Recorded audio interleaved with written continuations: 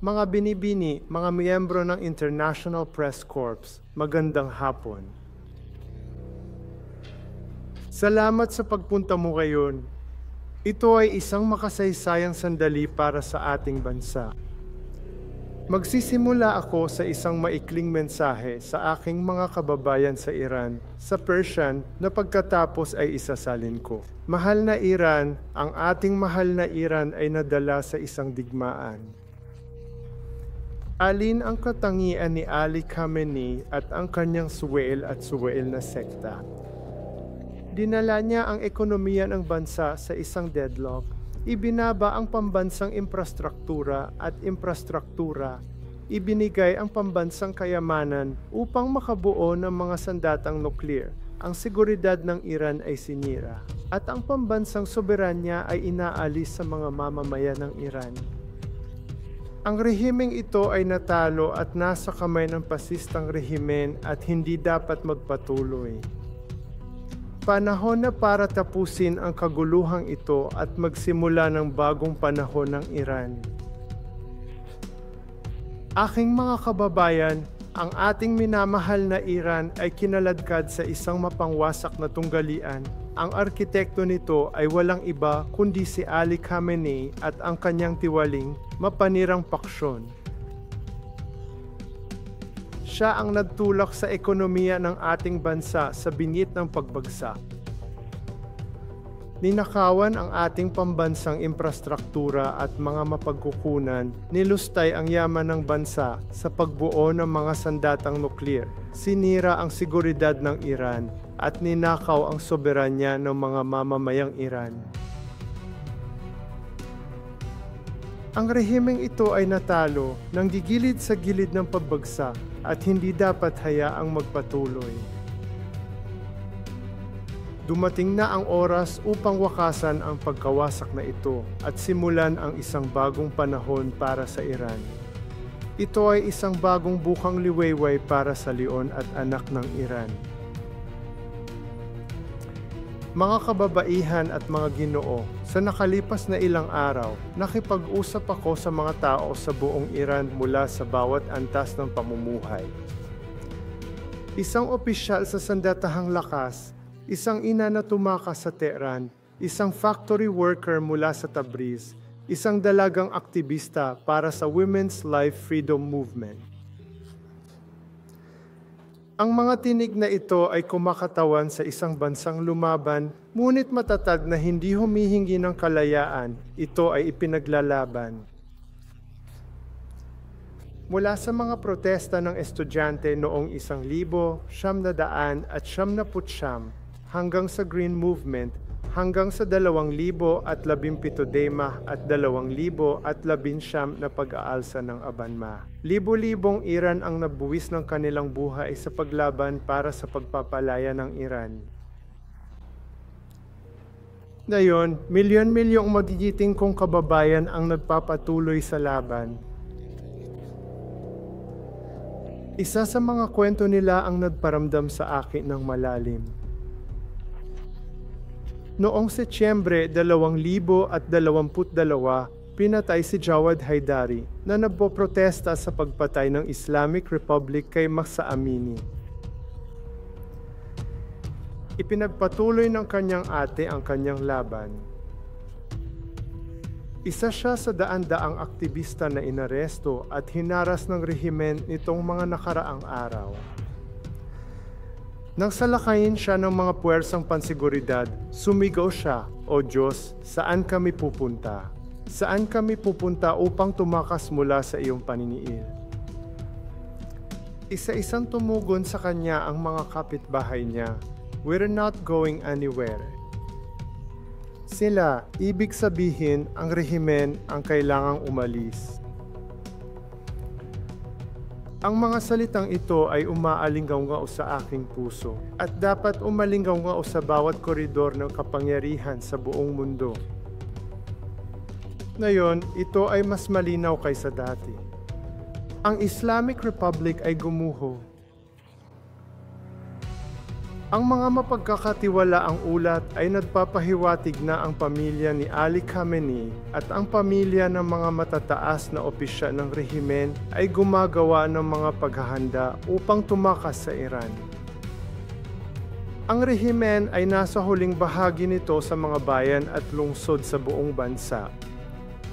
Ang militar ay balik. Nagkakaisa ang mga tao. Ang mga pundasyon ng 46 taong paniniil na ito ay nanginginig. Ito ang sandali ng ating Berlin Wall. Ngunit tulad ng lahat ng mga sandali ng malaking pagbabago, ito ay puno ng panganib. Nakatayo kami sa isang sakandaan. Ang isang daan ay humahantong sa pagdanak ng dugo at kaguluhan, ang isa naman sa isang mapayapa at demokratikong transisyon. Ang pagkakaiba sa dalawang kalsadang ito ay nakasalalay sa isang salik, at sa isang salik lamang kung ang kasalukuyang rehimen sa Iran ay pinapayagang mabuhay. Kung itatapon ng kanluranin ang rehimen ng isang linya ng buhay, magkakaroon ng higit na pagdanak ng dugo at kaguluhan dahil ang rehimeng ito ay hindi magpapasakop o sumuko pagkatapos itong mapahiya. Maghahampas ito. Hanggat ito ay nasa kapangyarihan, walang bansa at walang tao ang ligtas, maging sa mga lansangan ng Washington, Paris, Jerusalem, Riyadh o Tehran. Mayroon lamang isang paraan upang makamit ang kapayapaan, isang sekular, demokratikong Iran. Narito ako ngayon upang isumite ang aking sarili sa aking mga kababayan upang pangunahan sila sa daan ng kapayapaan at demokratikong transisyon. Hindi ako naghahangad ng kapangyarihang pampolitika, sa halip ay tulungan ang ating dakilang bansa na maglakbay sa kritikal na oras na ito tungo sa katatagan, kalayaan at katarungan. Sa mga mamamayan ng Iran, nakikita ko ang inyong katapangan. Ramdam ko ang sakit mo. Alam kong naghihirap ka. Alam kong marami sa inyo ang natatakot para sa inyong mga mahal sa buhay, sa inyong mga anak, sa inyong kinabukasan. Kaya't nakikipag-usap ako sa iyo ngayon ng may mabigat na puso. Nagtrabaho ako sa loob ng maraming taon, sa loob ng mga dekada, upang ang salot ng digmaan ay hindi makarating sa mga hangganan ng ating lupain. Nang makita ang mga larawan ng mga tao ng Tehran na pinilit na tumakas sa aming magandang kabisera, ang mga pagsabog sa Isfahan, ang mga apoy sa kahabaan ng Persian Gulf, lahat ay pumupuno sa akin ng sakit. Pero higit sa sakit, napuno ako ng galit. Dahil ang digmaang ito ay bunga ng pagiging makasarili, puot at takot ng isang tao, si Ali Khamenei. Habang pinamumunuan niya ang digmaang ito mula sa kaligtasan ng kanyang nakatagong bunker, ginagamit niya ang ating mga tao bilang mga kalasad ng tao. Oras na para wakasan ang paghihirap. Kaya ngayon, mayroon akong direktang mensahe para kay Ali Khamenei. Bumaba at kung gagawin mo, makakatanggap ka ng isang patas na paglilitis at angkop na proseso ng batas na higit pa sa naibigay mo sa alinmang Iran. Sa iba pang matataas na opisyal ng rehimen, sa inyo na ang mga kamay ay nadumihan ng dugo ng mga mamamayang Iran, kayo rin ay kailangang harapin ang hustisya. Ngunit hindi natin ulitin ang mga pagkakamali. Sa iba pang mga bigong transition. Sa inyo na tapat sa bansang Iran at hindi sa Islamic Republic, may hinaharap para sa inyo sa isang demokratikong Iran. Kung sasali ka sa mga tao ngayon, nasa iyo ang pagpili. Alam ko ang mga opisyal na ito, ang mga sundalong ito, ang mga magigiting na lalaki na ito ay umiiral dahil sila ay nakikipag-ugnayan sa akin at sinasabi sa akin na gusto nilang maging bahagi ng pambansang kaligtasan. Ngunit ngayon, kailangan ang higit na koordinasyon. Kaya, sa layuning iyon, ngayon, ipinapahayag ko na nagtatatag ako ng isang formal na channel para sa mga tauhan ng militar, seguridad at pulisya na direktang makipag-ugnayan sa akin, sa aking koponan at sa aming lumalawak na operasyon. Ito ay isang secure na platform upang mahusay na pamahalaan ang lumalaking dami ng mga papasok na komunikasyon at mga kahilingan mula sa mga lumalabag sa rehimen at naghahangad na sumali sa aming kilusan. Para sa mga makabayang miyembro ng ating sandatahang lakas, panahon na para sumapi sa bansa. Kung gagawin mo, sisiguraduhin kong ang iyong serbisyo sa Iran ay hindi malilimutan at ipinagdiriwang. Para sa internasyonal na pamayanan, ngayon na ang sandali upang manindigan kasama ang mga mamamayang Iran. Huwag mong ulitin ang mga pagkakamali ng nakaraan. Huwag itapon ang rehimeng ito bilang isang linya ng buhay. May karapatan kang mag-alala tungkol sa pagpapahinto ng mga sandatang nuklear at pag-secure ng katatagan ng rehiyon. Tanging isang demokratikong paglipat sa Iran ang makakatiyak na ang mga layuning ito ay makakamit at tumatagal. Kunin, halimbawa, ang pagkasira ng Natanz, Esfahan at Fordo Enrichment Facility. Pinababa nito ang domestic nuclear enrichment ng rehimen, ngunit hindi nito binabawasan ang layunin ng rehimen na kumuha at gumamit ng mga sandatang nuclear. Ang rehimen, na galit at lumakas ang loob, ay maghihiganti at maaaring makakuha ng mga sandatang nuclear mula sa iba pang mga buhong na rehimen. Tulad ng North Korea. Ang pagsira sa mga pasilidad ng nuklear ng rehimen lamang ay hindi maghahatid ng kapayapaan, ngunit ang landas na iniaalok ko ay maaari. Kaya't makipagtulungan sa amin upang matiyak ang isang mapayapang paglipat. Hindi ngayon ang oras para mag-alinlangan. Ngayon na ang panahon para sa may prinsipyong pagkilos mula sa bawat isa sa atin. 46 taon na ang nakalilipas nang ang aking yumaong ama at ang aming pamilya ay napilitang umalis sa Iran, nanumpa ako sa Diyos at sa aking bansa. Hindi ko tatalikuran ang Iran o ang mga taong Iran. Araw-araw simula noon, inialay ko ang aking buhay sa aking mga kababayan.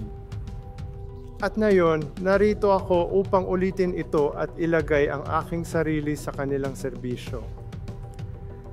Ako ay sumusulong upang pamunuan ang pambansang pagbabagong ito, hindi dahil sa personal na interes, ngunit bilang isang lingkod ng mga mamamayang Iran.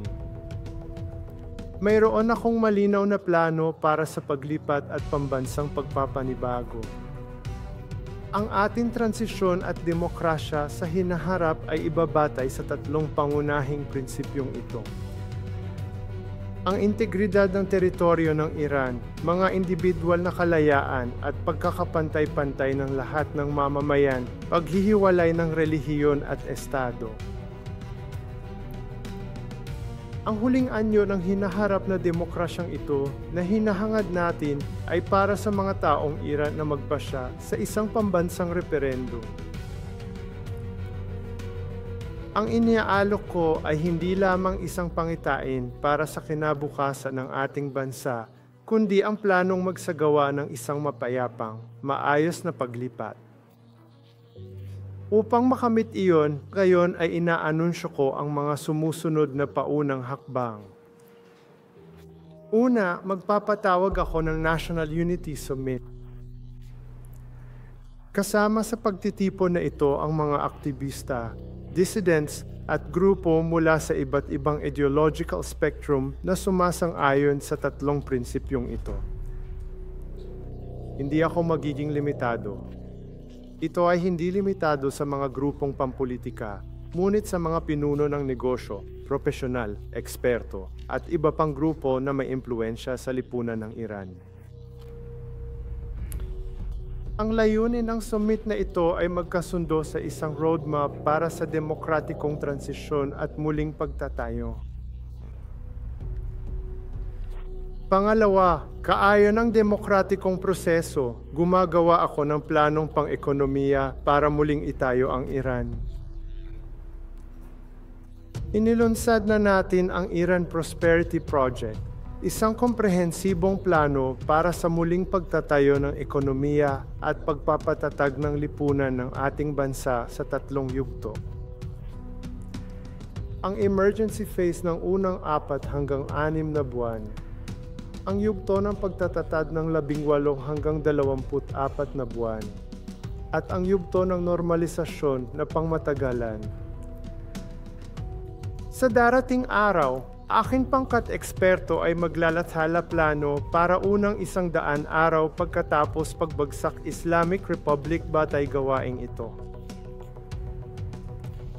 Pinagsasama-sama namin ang ilan sa pinakamahuhusay na mamumuhunan, tagabuo, negosyante at eksperto sa mundo na nagmamalasakit sa Iran at nakikita ang napakalaking potensyal nito. Handa silang ilagay ang kadalubhasaan, talento at kapital para muling itayo ang ating bansa at gawing isa sa mga pinakakaakit-akit na merkado sa mundo.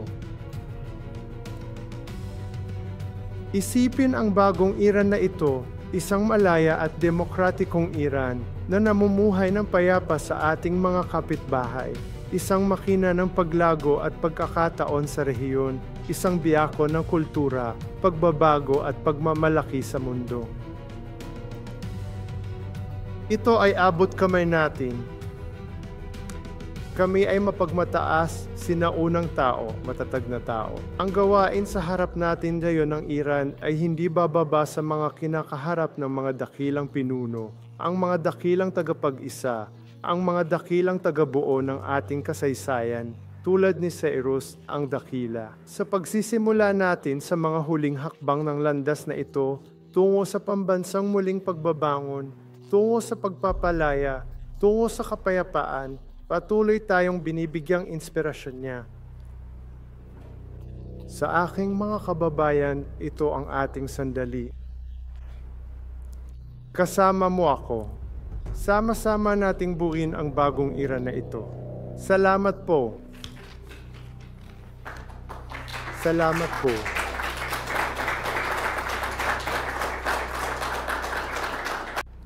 Salamat. Gawin din ito sa French kung mas comfortable ka. Maaari ko itong isulat sa Pranses. Kumusta? Eksakto. At pangalawa, gusto ko talagang malaman kung natantiya mo ng lubusan ang popular na suporta na maaari mong pakinabangan. Sa palagay ko, tulad ng ipinaliwanag ko kanina, ang tanging digmaan na umiiral ay ang digmaan ng rehimen laban sa sarili nitong populasyon. Break time katumbas equals 0.5 celti. Sa loob ng 46 na taon, walang ginawa ang rehimeng ito kundi ang humawak ng kamay na bakal laban sa sarili nating mga mamamayan upang makapag-export ng isang ideolohiya sa buong mundo, upang suportahan ito sa pamamagitan ng terorismo at banta ng nuklear. Lahat ng ito, hindi ang huling opsyon para ihatid ang bansang ito hindi lamang para sa kalayaan, kundi para din sa katatagan at kapayapaan sa rehiyon. Ngayon, nakikita natin na ang mga bansang napilitang mag-react laban sa banta ng bansang ito ay kailangang gumawa ng mga kinakailangang hakbang. Ngunit nakikita natin na ang mga target ay hindi tumatama sa mga tao o pambansang interes. Ngunit lahat iyon ay mga instrumento ng pagbabanta o panunupil ng rehimen, lalo na ngayon. Ang site na sinaktan ng Basige na tulad ng alam mo, isa sa mga elemento na palaging ginagamit ng rehimen para sa panloob na panunupil, pati na rin ang isa sa mga istruktura ng Revolutionary Guard sa Tehran bilang isang paraan din ng panunupil. Ang tarangkahan ng Evin Prison tulad ng alam mo kung saan nakakulong ang karamihan sa ating mga bilanggong politikal. Ang lahat ng ito ay nagpapakita na layunin nitong pahinain ang rehimen. At ang pambansang interpretasyon, ito ay hindi isang digmaan laban sa mga tao, ngunit ito ay isang digmaan laban sa rehimen na kung saan ay ang aming mga kaaway pagkatapos ng lahat. At kaya, sa tingin ko ang mga Iranian ay hindi nakakaramdam ng pananakot. Para bang ito ay isang pag-atake, tulad noong mga araw ni Saddam Hussein, nang ang Iran ay nakipagdigma sa bansang ito. Ngunit ang katotohanan muli itong elementong nagbabalanse ng pagkakataong makapag-react ang mga tao. Dahil lahat ng mga kilusang ito na mayroon tayo, kasama ang kilusang babae, buhay, kalayaan. Matapos ang pagpaslang kay Mahaso Amini, isa sa mga kinatatakutan ay kung paano tayo, sa kabila ng isang tiyak na yugto, ay talagang babangon laban sa mapanupil na rehimeng ito. Kapag nakita nila ang lahat ng mapaniil na elemento ng rehimen at kasabay nito, ang mga rehimeng nagsisimula ng bumagsak, ito ay nagbibigay sa kanila ng pag-asa, lakas ng loob, na sa wakas, pagkatapos ng lahat ng mga biktima, sa lahat ng mga sakripisyo, sa wakas ay magkakaroon tayo ng pagkakataon para sa huling pag-aalsa.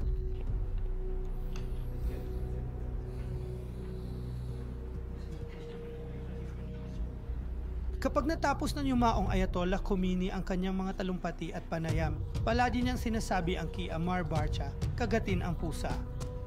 Ikaw ba, pagkalipas ng 46 na taon, ay nagsasabi ng kay Ammar Barcha Khomeini? Hindi sinasabi ng mga tao na Ammar Barcha Khomeini TOT kamatayan sa diktador. Pero bakit? Dahil alam na alam nila na nasa loob ang kalaban. Ang kalaban ay hindi panlabas ng ang mga Iranian. Anawagan para sa pagbagsak ng diktadura. Ano ang ibig sabihin nito? Nangangahulugan ito ng pagtatapos ng rehimeng ito. Ngayon tayo ay mas malapit hanggat maaari sa hinaharap na iyon. Ang teokratikong diktadurang ito ay hindi iiral, ito ay bumagsak.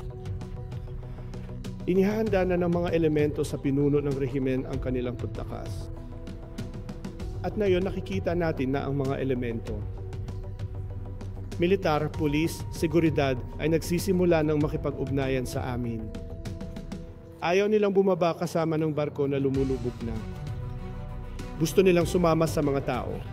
Imbes na nasa harap o laban ng mga tao, gusto nilang mag-rally sa mga tao. Kaya nagsisimula na ang mga pagtalikod. Ipinahiwatig ko sa aking talumpati na inihahanda na natin ang mekanismo ng komunikasyon.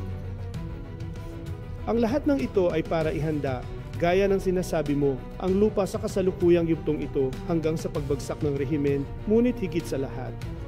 Ano ang mangyayari sa panahon ng paglipat na ito? Kaya, lahat ng pagpaplanong ito ay tapos na. Mas maririnig mo pa sa mga darating na araw. Ngunit paano nga ba natin ito gagawin? Bagay na ito, sa pagtutulungan at pagtutulungan ng mga panloob na puwersa. At syempre, ang pagpapakilos ng mga puwersa sa labas ng bansa na nagtutulungan sa isyong ito. At syempre, sa pandaigdigang antas, anong uri ng koordinasyon ang maaaring umiral sa susi at nababahala ng mga pamahalaan? Hi, Tim Ross ng Politico. Sabihin mo malakas. Tim Ross ng Politico. Kaya, sinabi ng kalihim general ng Unyon ng Estados Unidos at ng gobyerno ng Israel na ang pagbabago ng rehimen ay hindi layunin ng digmaan. Nagustuhan mo ba ang pagbabago ng rehimen bilang layunin ng digmaan? Kahit na ang ibig sabihin nito ay ang mga tropang Israeli at potensyal na Amerikano na nakikipaglaban sa mga lansangan ng Tehran. Ang aking posisyon ay palaging, sa paglipas ng mga taon, na ito ay hindi isang misyon o trabaho ng dayuhang pamahalaan o politika para tukuyin ang rehimen bilang pagbabago ng rehimen. Ang tanong, gayon pa man, ay kilalanin na ang gobyernong ito ay sa kahilingan ng mga mamamayang Iranian at sa pagsuporta sa mga liberal at demokratikong adhikain na saan ang mga kanluraning demokrasya, partikular na Patuloy ba nilang sinusuportahan ang rehimeng ito at dinadala ito sa panibagong buhay sa karanasan ng mamamayang Iranian? O makikilala ba nila na ito ay isang makasaysayan at ginintuang pagkakataon upang wakasan ang isang rehimen na binawi ang sarili nitong pagkamamamayan para sa sarili nitong kapakinabangan nitong mga nakaraang taon? Ngunit upang wakasan din ang anumang banta? Ano ang kinakatawan ng rehimeng ito?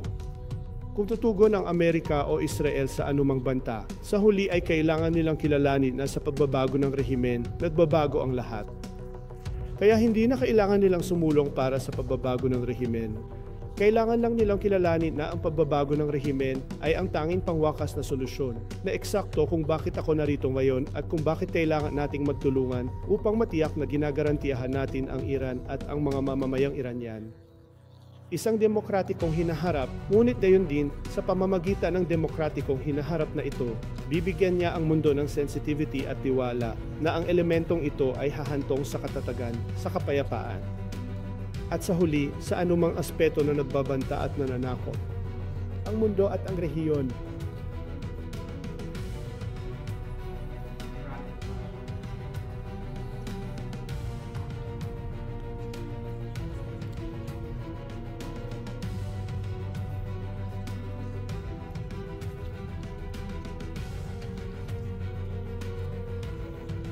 Ang unang tanong ay may kinalaman sa mga alalahanin ng ilan sa mga tao sa loob ng Iran. Kapag sinabi mo na ang oras para sa pagbabawas ay malapit na o na ikaw ay pagpunta sa labanan, ang mga aktivista, maraming mga tao ay nag-aalala at naniniwala na sa mga kondisyon sa ilalim ng mga bomba. At kahit isang paraan upang ihayag ang pag-ataking nangyayari, hindi katulad ng Israel, tama ba ang kahilingang para bagay o hindi? At katunayan, ang grupo tulad ng kaliwang grupo ay nagtatanong ng ganyan na may katanungan mula di. Sa paksang ito, gusto kong, kung maaari, ipaliwanag sa iyo. Ang sumunod na tanong ay tungkol sa mga aktibidad na iyong inanunsyo ngayon. Halimbawa, ang pagbuo ng mga channel para sa mga taong gustong i-welcome ang kanilang sarili doon o ang paglitaw ng Meli State na sinabi mo. Ano ang mga bagay na nagsimula hanggang sa puntong ito? Gaano katagal upang magawa sa anumang kaso? At iyon ba sa mga pamahalaan o kinatawan ng kanluran? Ang mga bansang Europeo at kanluranin para sa mga programang iyong inorganisa upang matulungan ang mga tao ng Iran at para sa mga pahayag na iyong ginawa upang hindi magkaroon ng anumang takot sa paglaban ng Islamic Republic o hindi magkaroon ng anumang takot sa paglaban ng Islamic Republic. Una sa lahat, nais kong sabihin na hindi mo isinasaalang-alang ang aming kahulugan ng kahulugan at pagiging sensitibo. Alam nila kung kailan sila makakagawa ng mga galaw.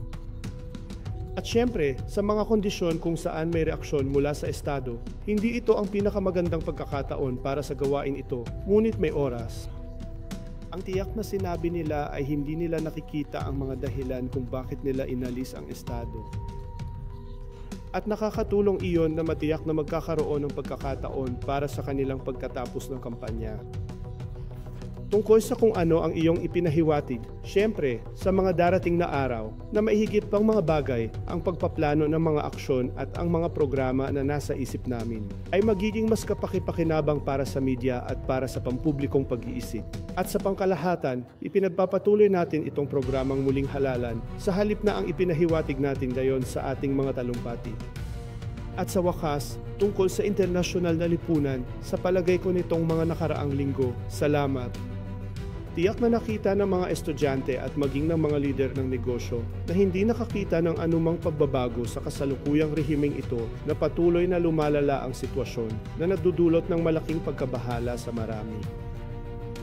At ito ay hindi lamang isang katanungan kung ano ang sistema, ang pagsali dito o ang pagkakaisa nito. Ngunit ang sistema ay nababagabag at dapat nating isipin kung ano ang mangyayari pagkatapos ng sistemang ito. At ito rin ay isang katanungan ng pag-aalala at pag-aalala na mas direktang naugnay sa aking sarili, sa aking kupunan at sa ibang mga tao. At sa tingin ko ito ay mas para sa aming mga kasamahan. Sa loob na, sa wakas, ay hindi lamang higit ang kanyang tunog na dumating tayo ngayon. Na sa paanong paraan matutulungan ng mga globalista ang mga tao ng Iran at humingi ng tulong sa kanila Ngunit ang pananaw na ito ay hindi gaanong kapansin-pansin ngayon at ngayon ito ay mas kapansin-pansin, lalo na sa mga huling araw na ito.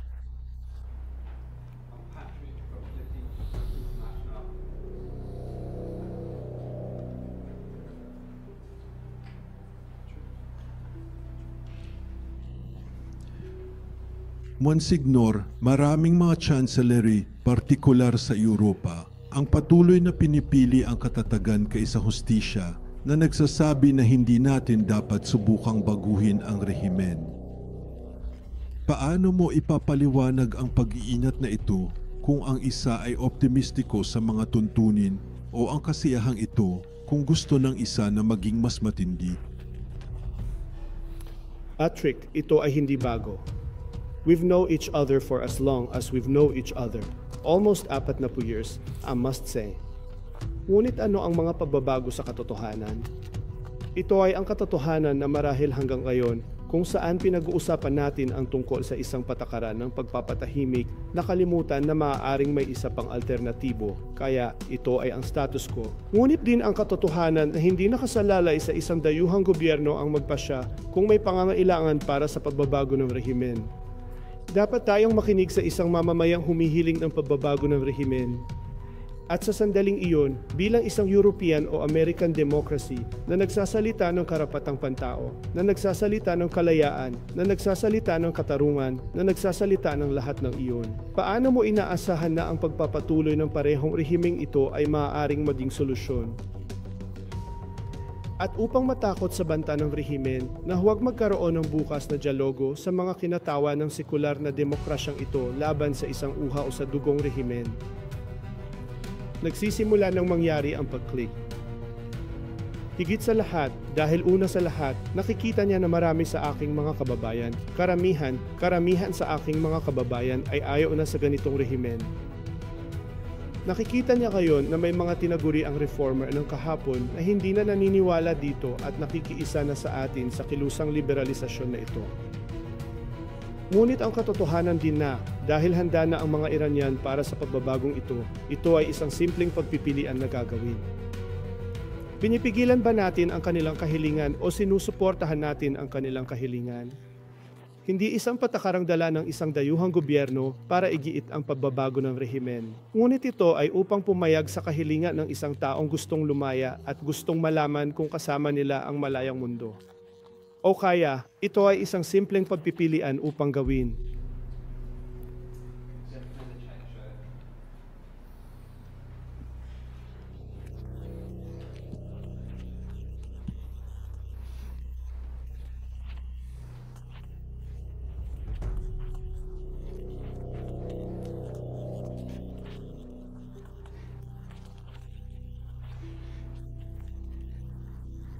Lumayo rin si Pangulong Macron sa mga pag-atake ng mga Amerikano.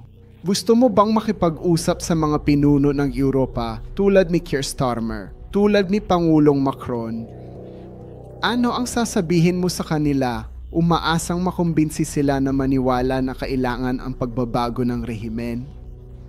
At ang ibig kong sabihin, hindi sila magbabago magdamag. Nasaan ang prosesong ito ng pag-aalinlangan sa Europe tungo sa pagbabago ng rehimen?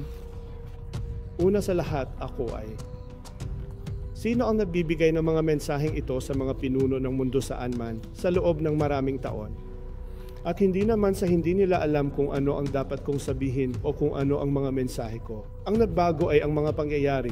At dahil nagbabago na ang mga pangyayari ngayon, sa diwa na malinaw nilang nakikita ang antas ng pagkapira-piraso ng rehimen at ang napipintong pagbagsak nito na napakalapit. Ang katotohanan na ang rehimen ay ganap na deformed sa kanyang aparato ng panunupil na hanggang ngayon ay nakatulong upang masecure ang otoridad at upang maalis ang pinakamalaking panganib. Sa isang bansa na walang sandata ay nagsisikap sa pamamagitan ng pagsuway sa sibil na makamit ang kanilang kalayaan sa walang karahasan, ang larangan ng paglalaro ay napantay na ngayon. Ang aking mensahe ay nananatiling katulad ng 20 taon na ang nakaraan. Ngunit sa kasamaang palad, ang katotohanan ay iyon dahil sa pamamaraan ng investigasyon at takot sa isang rehimeng ng hostage. at takutin ang mga pamahalaang kanluranin sa pagkakaroon ng isang bukas na dialogo na may lakas ng demokrasya. Palagi silang nadudurog at natatakot. Para makausap ang isang tulad ko, I think nagbabago na yun ngayon. Sa palagay ko ay mayroon tayong higit na mga taon ng pagtanggap. Ang gusto kong gawin ay bigyan tayo ng pagkakataon na ilarawan ang mga mekanika ng pagbabagong ito upang maunawaan nila kung paano natin ito gustong gawin, kung ano ang iminumungkahi natin bilang instrumento, kung saan maaari nilang aktwal na mapadali ito o matulungan tayo. Ngunit ito ay higit pa sa isang talakayan tungkol sa proseso.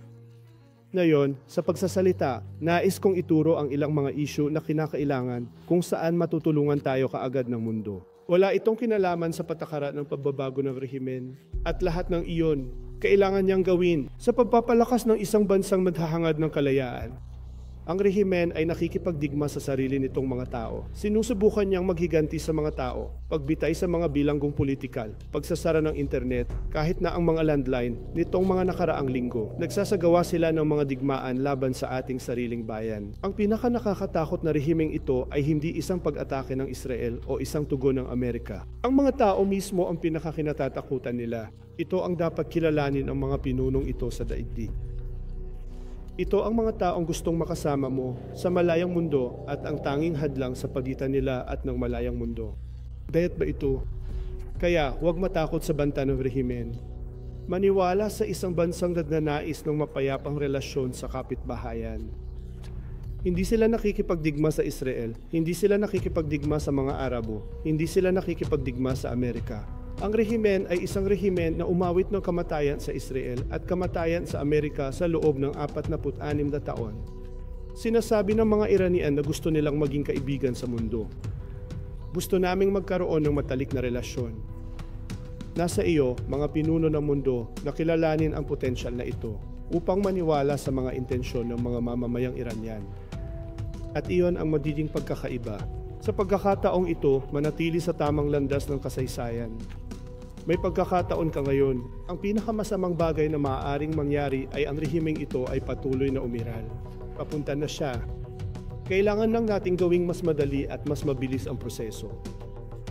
Wala nang pinsalang maaaring gawin, hindi lamang sa bansang Iranian, kundi sa lahat ng maaaring makapinsala, hanggat ang rehimeng ito ay patuloy na nabubuhay. Meron tayong pagkakataong ito ang agenda.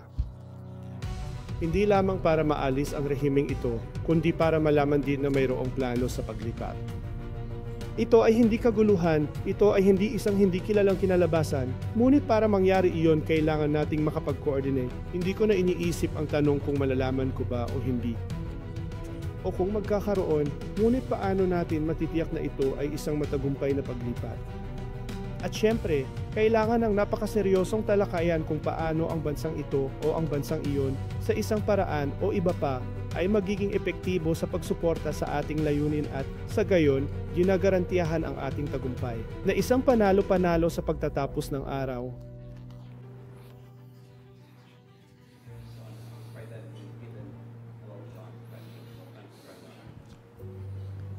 Kumusta at salamat sa pagpunta mo ngayon at sa iyong matapang na paninindigan. Ako si Elad mula sa Israel, Channel 12. Nais kong tanungin ka kung nakikipag-ugnayan ka sa ibang mga opisyal o kinatawan ng Israel at kung paano. Maaari mong isipin ang relasyon sa pagitan ng dalawang bansa. Ang araw pagkatapos ng pagbabago ng rehimen, binanggit mo rin ang ilan sa mga naunang inaasahan para sa pagkakaroon ng sibil na paghatol upang sirain ang rehimen na insucessor. Ano ang nagbibigay sa iyo ng pag-asa na ang oras na ito ay magiging iba? Salamat po. Una, ang aking pangkat ay nakipag-ugnayan sa mga kinatawa ng iba't ibang pamahalaan. Tulad ng alam mo, 2 taon na ang nakalilipas na dalakbay ako sa Israel at nakipagkita sa matataas na antas ng mga pinuno. May malinaw na pag-unawa sa pangitain at kung ano ang maaaring maging hinaharap ng ibang Iran. At kung paano ito maaaring gumanap sa kung ano ang maaaring, hindi tulad ng rehimeng ito ang kinabukasan ng ating rehiyon. Nabanggit ko ang katotohanan na mayroon tayong Abraham Accords na sinabotahe ng rehimen. Sa tingin ko kailangan nating itaas ito sa Cyrus Accords na kinabibilangan ng Iran bilang pangunahing manlalaro dito at tiyaking sa huli ay magkakaroon tayo ng matatag na kapitbahayan at mapayapa sa isa't isa. Iyon ang pangitain at sa tingin ko ito ay isang mensahe na napakahusay na umalinggaw, hindi bababa sa rehiyon. Pero tama ka, iba na ba sa pagkakataong ito? Ito ay naiiba sa kahulugan na, tulad ng nabanggit ko kanina, marami na tayong pagsubok sa Iran, hindi bababa sa huling dekada. Ang huli ay, siyempre, ang kalayaan ng kababaihan sa paggalaw sa buhay. Ang lahat ng matatapang na kaluluwa na nawala sa proseso ay hindi kailangang magkaroon ng garantiya ng tagumpay bago magsimula. Matatag pa rin sila. Patuloy silang lalaban. Ngunit ano ang kakaiba sa oras na ito? Sa pagkakataong ito, nakikita nila na ang instrumento ng panunupil at terorismo ng rehimen ay nawasa, na neutralize. Naiintindihan nila na ito ay hindi isang digmaan laban sa kanila, ngunit laban sa rehimen mismo.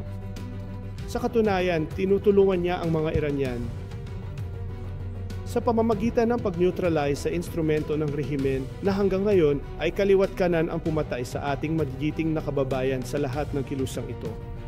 At sa pagkakataong ito, sinasabi ng mga tao sa Iran na baka may pagkakataon tayo. Tignan mo, maraming beses na nating napanood ang kwento at effect and effects naman, di ba?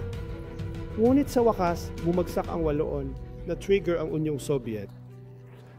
Sa wakas ay nagkaroon na ng pagkakataon ang mga disidente sa mga bansang ito. Sigurado akong hindi ito magagawa ni Nelson Mandela o Lech Walesa sa isang punto ng walang antas ng pagkakaisa, hindi lamang bilang isang kilusang paggawa sa Poland, ngunit pagkakaisa sa kahulugan ng mundo na dumarating sa kanilang mga sistema. At ang mga Iranian ay hindi humihiling sa sinuman na gawin ang trabaho para sa kanila. Sabi nila, mas mura daw para magtagumpay tayo kung sa pagkakataong ito kasama ka namin, hindi tulad ng ipagpatuloy ang patakaran ng pagpapatahimik at isulong ang rehimeng ito. Dahil ano ang gagawin ng rehimen sa rehimeng ito? Ito ay gagaling, ito ay maghihiganti, ito ay sinusubukan na gawin ito. Kaya, para sa kapakanan ng Iran at para sa kapakanan ng mundo, mayroon tayong pagkakataong ito ngayon. Gagawin natin ang kailangan nating gawin bilang mga Iranian upang labanan ang laban na ito. Ngunit dapat isaalang-alang ng mundo na ang kahihinatnan ng pagbabagong ito ay magwawakas sa lahat ng mga banta na idinulot ng rehimeng ito, maging ito man ay ang banta ng nuklear, terorismo o ang paglaganap ng radikal na ideolohiya at ang malaking epekto sa Europa na nakikita natin sa maraming bansa at lahat ng ito ay maaaring baliktarin. Hindi lamang iyon, ngunit higit sa seguridad at katatagan, mga oportunidad sa ekonomiya. Paano makikinabang dito ang mga Iranian? Paano makikinabang dito ang mundo? Dahil wala ka na sa diet. Ito ay isang tiwaling sistema tulad ng mafia na kumukuha ng ating pambansang mga mapagkukunan mula sa karanasan ng Iran upang gastusin ang mga ito sa mga programang nuklear o para suportahan ang mga proxy nito sa rehiyon. Kung pinag-uusapan natin ang tungkol sa isang pambansang pamahalaan, ito ay unang nababahala sa kaunlaran ng sarili nitong bansa sa pamamagitan ng paglikha ng lahat ng mga pagkakataon, ngunit din upang sabihin sa mundo, ang Iran ay isang hindi kapanipaniwala tulad ng sinabi ko sa aking talumpati, isang malaking potensyal para sa pamumuhunan at pag-unlad at ito rin ay isang interes ng mundo. Ngunit hindi ka na nakikitungo sa isang tiwaling mafia, nakikipag-ugnayan ka sa isang bansa na alinsunod sa lahat ng mga patakaran at regulasyon at mga prinsipyo ng karaniwang kasanayan sa negosyo. At ito at iyon ang nagbabago sa lahat. Sa tingin ko iyon ang kailangang pagtuunan ng pansin ng mundo ngayon. Paano natin matitiyak na ito ang sukdulang bagay? Kaya may trabaho tayong dapat gawin. Sa pamamagitan ng mga pag-uusap na ito at pagtatrabaho ng higit pa sa kung ano ang kailangan nating gawin bilang mga Iranian, paano natin maikomunikasyon at maipapaliwanag sa mundo na ito ay kung paano mo kami matutulungan at sa mahabang panahon. Iyon ay medyo marami. Sa palagay ko, ang takbo ng aksyon na makikita natin sa mga darating na buwan at syempre, marami pa tayong dapat ipaliwanag sa inyong lahat. Ngunit narito tayo sa puntong ito. Salamat, hindi ko maintindihan ang unang tanong. Maaari ba nating makita na naglalagay ito ng bomba o kahit isang built-in na nuclear armor? Kaya, ang tanong ko ay, gaano kalaki ang banta ng rehimeng Iranian ngayon sa kasalukuyang estado nito? Maaari ba nating makita siyang na-deploy ng bomba o kahit isang nuclear armor na binuo? Kung tungkol sa umiiral na infrastruktura na mayroon ang rehimen, malinaw na naalis na ito o nilinis. Pero gaya ng ipinaliwanag ko sa aking talumpati, dahil ang natamaan mo na ang pangunahing development o enrichment areas, hindi ibig sabihin na bukas na ang nuclear threat. Tulad ng sinabi ko, maaari silang pumunta at bumili ng mga New Korean, halimbawa. Ang punto ay ang daliri sa pagniniting ay sa huli ang banta. Na hanggat nagpapatuloy ang rehimeng ito, hindi tayo dapat mahulog sa maling saligan. Na dahil nahawakan o na-neutralize natin ang mga nuclear enrichment plants o kung ano man ang meron, open ang threat. Para sa isang sandali, maaaring ito ay.